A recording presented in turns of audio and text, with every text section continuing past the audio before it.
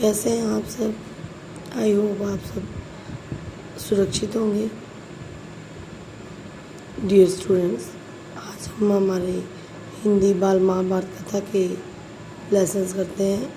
तो सबसे पहले हम शुरू करते हैं लेसन 7 जिसका नाम है करण। जैसा कि हम सब ने पहले लेसन 5 में पढ़ाई है कि कुंती ने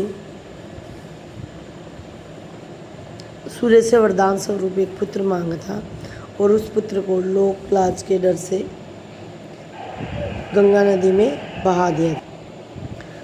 वही बच्चा बड़ा होकर करण बना। तो ये था करण का परिचय। और अब देखिए बेटा, एक बार पांडवों की शिक्षा पूरी होने के अस्त्र शस्त्र की शिक्षा पूरी होने के बाद जब वो अपनी विद्या में काफ़ी निपुण हो गए तो एक भारी समारोह किया गया जिसमें सब अपने अपने कौशल का प्रदर्शन कर रहे थे। सभी नगरवासी समारोह देखने आए। तरह तरह के खेल हुए। हर राजकुमार यही चाहता था कि वही सबसे बढ़कर निकले।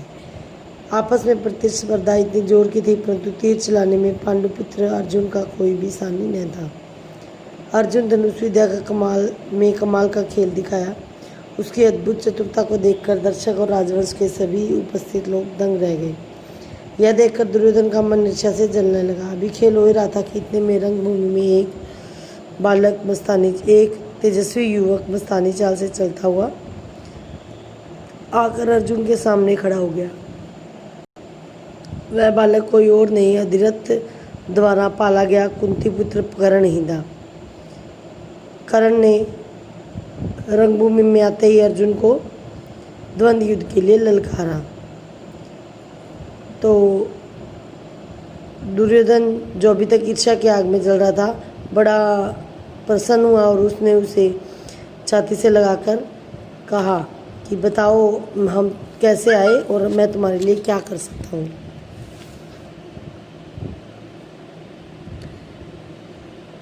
कर्ण ने कहा कि मैं अर्जुन से द्वंद्व युद्ध करना चाहता हूँ और आपसे मित्रता करना चाहता हूँ।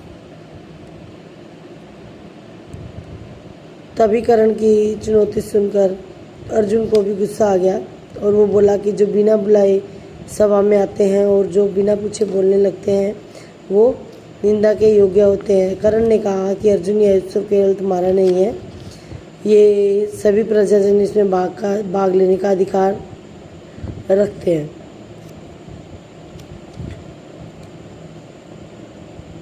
और व्यर्थ डिगने हाँकने से मारने से क्या फ़ायदा, चलो तीरों से बात कर लो। जब कर्ण ने अर्जुन को चुनौती दी तो दर्शकों ने तालियां बजाई। दर्शक दो दल बन गए। एक दल अर्जुन को बढ़ावा दे रहा था और दूसरा कर्ण को। कुंती ने कर्ण को देखते ही पहचान लिया और मारी लज्जा के वो डर और लज्जा शर्म के वो बेहोश हो गई। विदुर ने दास्य को बुलाकर उसे होश दिलवाया। इसी बीच कृपाचार्य ने उठकर कर्ण से कहा कि हे अज्ञातवीर, महाराज पांडु का पुत्र और कुरु वंश का वीर अर्जुन तुम्हारे साथ द्वंद्व युद्ध करने के लिए तैयार है, लेकिन पहले तुम अपना परिचय दो। परिचय की बात सुनकर कर्ण अपना सिर झुकाकर खड़ा हो गया। कर्ण को इस तरह देखकर दुर्योधन खड़ा हुआ और उसने कहा कि अगर बराबरी की बात है तो मैं आज ही कर्ण को अंग देश का राजा बनाता हूँ। पितामह भीष्म और पिता धृतराष्ट्र की आज्ञा पाकर दुर्योधन ने वही रंगभूमि में राज्याभिषेक का सामान मंगवाया और कर्ण को अंग देश का राजा घोषित कर दिया और वहीं उसका राज्याभिषेक कर दिया। इतने में एक बूढ़ा सारथी अधिरथ, जिसने कर्ण को पाला था, लाठी फेंकता हुआ आया और भय के मारे कांपता हुआ सभा में प्रविष्ट हुआ। कर्ण, जो भी अंग देश का राजा बना था, उसने उसे देखते ही धनुष नीचे रखकर पिता की मानकर बड़े आदर के साथ उसके आगे सिर निभाया। बूढ़े ने भी बेटा कहकर गला लगाया। ये देखकर भीम खूब जोर से हंसा और उसने कहा कि सारथी के बेटे तुम धनुष छोड़कर हाथ में चाबुक ले लो। अर्जुन के साथ द्वंद्व युद्ध करने के तुम योग्य नहीं हो। यह देखकर सभा में खलबली मच गई। सूरज डूब गया। इस कारण सभा विसर्जित हो गई। मसालों और दीपों की रोशनी में दर्शक वृंद अपनी अपनी पसंद के अनुसार कर्ण, अर्जुन और दुर्योधन की जय बोलते जा रहे थे। इस घटना के बहुत समय बाद एक बार इंद्र बूढ़े ब्राह्मण के वेश में कर्ण के पास आए और उन्होंने कर्ण से कवच और कुंडल की भिक्षा मांगी। इंद्र को डर था कि आगे होने वाले युद्ध में कर्ण की शक्ति से अर्जुन पर विपत्ति आ सकती है। इस कारण कर्ण की ताकत कम करने की इच्छा से उन्होंने उससे यह भिक्षा मांगी थी। कर्ण को सूर्यदेव ने पहले ही सचेत कर दिया था कि उसे धोखा देने के लिए इंद्र ऐसी चाल चलने वाला है, परंतु कर्ण इतना दानी था कि किसी के कुछ मांगने पर वह मना कर ही नहीं सकता था। इस कारण वह जानते हुए भी कि भिखारी के वेश में इंद्र धोखा दे रहा है, कर्ण ने अपने जन्मजात कुंडल निकालकर और कवच निकालकर उसे भिक्षा में दे दिए। कर्ण के इस दानवीरता को देखकर इंद्र बहुत चकित हुए। फिर उन्होंने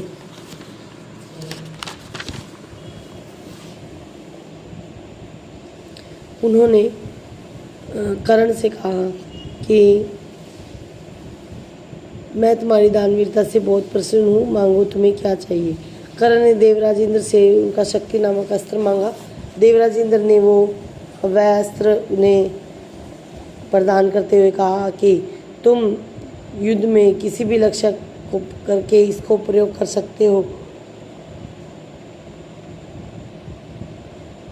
और जिसे भी तुम लक्ष्य करोगे वो अवश्य मारा जाएगा, परंतु तुम इसका प्रयोग एक बार ही कर सकोगे। तुम्हारे शत्रु को मारने के बाद ये तुम्हारे पास वापस आ जाएगा। एक बार कर्ण परशुराम से ब्रह्मास्त्र सीखने के लिए गया। उसने अपने आप को ब्राह्मण बताकर परशुराम से ब्रह्मास्त्र की विद्या सीखी। तो एक बार परशुराम जो है वो कर्ण के जांघ पर सिर रखकर सो रहे थे। इतने में एक काला भंवरा आया और कर्ण की पैर के नीचे घुस गया और उसे काटने लगा। कीड़े के काटने से कर्ण को पीड़ा हो रही थी और उसके पैर से खून बहने लगा, लेकिन कर्ण ने इस डर से कि कहीं गुरुदेव की नींद न खुल जाए पैर को जरा भी नहीं हिलाया।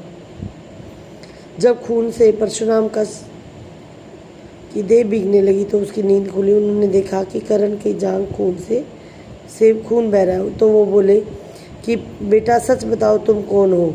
तो कर्ण असली बात छिपा नहीं सका। उसने बताया कि मैं सूत पुत्र हूँ। ये जानकर परशुराम को बहुत क्रोध आया और उसने कर्ण को श्राप देते हुए कहा कि तुमने धोखा देकर अपने गुरु को विद्या सीखी है, इसलिए अंत समय में जब तुम्हें इस विद्या की जरूरत होगी ये तुम्हारे किसी भी काम नहीं आएगी। और परशुराम का श्राप सच हुआ। जीवन भर कर्ण को वो विद्या याद रही, ब्रह्मास्त्र विद्या याद रही, लेकिन जब अर्जुन के साथ युद्ध करते समय कर्ण को वो विद्या याद नहीं रही। कर्ण ने अंतिम समय तक दुर्योधन से मित्रता निभाई और कौरवों का साथ नहीं छोड़ा। कुरुक्षेत्र के युद्ध में भीष्म और आचार्य द्रोण के घायल होने के बाद दुर्योधन ने कर्ण को कौरव सेना का सेनापति बनाया। कर्ण ने 2 दिन तक अद्भुत कुशलता के साथ युद्ध का संचालन किया। आखिर जब श्राप के कारण उसका रथ का पहिया जमीन में धंस गया तो वो धनुष बाण रखकर जमीन में धंसा हुआ पहिया निकालने का प्रयास करने लगा। तभी अर्जुन ने उस महारथी पर प्रहार किया और माता कुंती ने ये सब सुना तो उसके दुख का कोई अंत नहीं रहा। ये था बेटा आपका 8 चैप्टर। इसमें कर्ण का परिचय दिया गया है। तो चैप्टर कंप्लीट होता है। इसके क्वेश्चन आंसर मैं आपको सेंड कर दूँगी।